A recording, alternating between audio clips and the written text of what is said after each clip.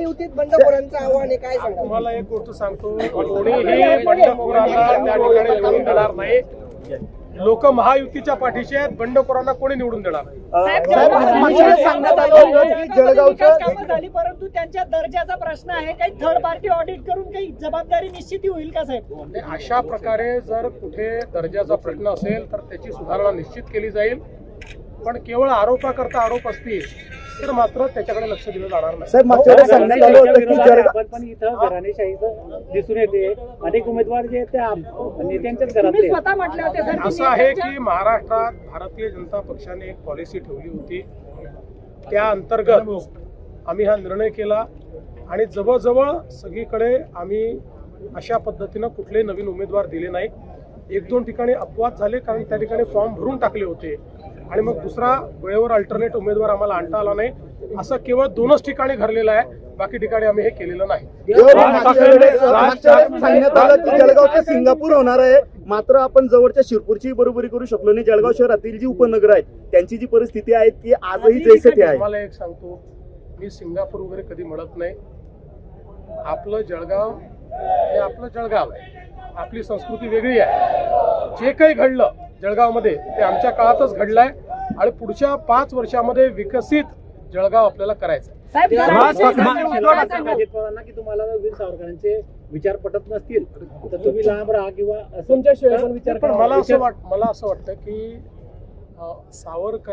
वीर सावरकरांचे विचार हे अजितदादांनी त्याचा विरोध करण्याचं कारण नाही, त्यांनी कधी केलंही नाही.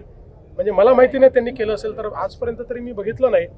पण हे आमची भूमिका ही पक्की आहे की वीर सावरकरांचा विरोध हा आम्हाला मान्य नाही.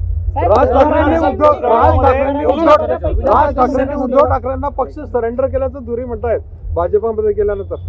असं आहे, आता ते त्या पक्षामध्ये होते त्यामुळे त्यांना त्या पक्षातलं जास्त माहिती आहे.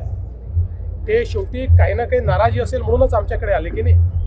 त्यामुळे ती जी त्यांची भावना आहे ती अनेक लोकांची भावना आहे. एक सांगतो,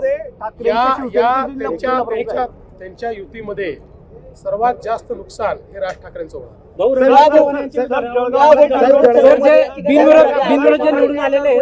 असं आहे की रवींद्र चव्हाणांनी त्या विधानावर स्पष्टीकरणही दिलेलं आहे, दिलगिरी व्यक्त केलेली आहे. त्यांनी हे स्पष्टपणे सांगितलं आहे की मी फक्त रेकॉर्डबद्दल बोलत होतो की नवीन रेकॉर्ड तयार करा, बाकी विलासरावांच्या बद्दल या महाराष्ट्रात पक्षविरहित सर्वांना आदर आहे. त्यामुळे विलासरावांच्या स्मृती कोणी पुसणार नाही, कोणी पुसू शकत नाही. आम्हाला सगळ्यांना आदर आहे. आम्ही जरी काँग्रेसच्या विरुद्ध लढत असलो तरी देखील विलासरावांच्या संदर्भात आमचं सगळ्यांचं असं मत आहे की महाराष्ट्रातले जे प्रमुख नेते आहेत, ज्यांनी महाराष्ट्रामध्ये उत्तम काम केलं, त्यापैकी एक विलासराव आहेत. आणि हे स्पष्टीकरण रवींद्र चव्हाण साहेबांनी दिलेलं आहे.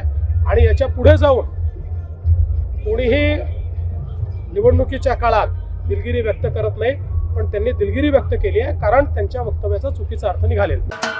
महाराष्ट्राचे सर्वमान्य दैनिक समर्थ गावकरी, अहमदनगर, पुणे, नाशिक, जळगाव, धुळे, नंदुरबार, सोलापूर, कोल्हापूर, सांगली, सातारा, मुंबई, ठाणे, पालघर, रत्नागिरी, रायगड, सिंधुदुर्ग, नांदेड, उस्मानाबाद, बीड, औरंगाबाद, नागपूर, गडचिरोली, भंडारा, गोंदिया, अकोला, यवतमाळ, बुलढाणा येथून एकाच वेळी प्रसिद्ध होणारे एकमेव दैनिक, सर्वसामान्य जनतेचे खुले व्यासपीठ.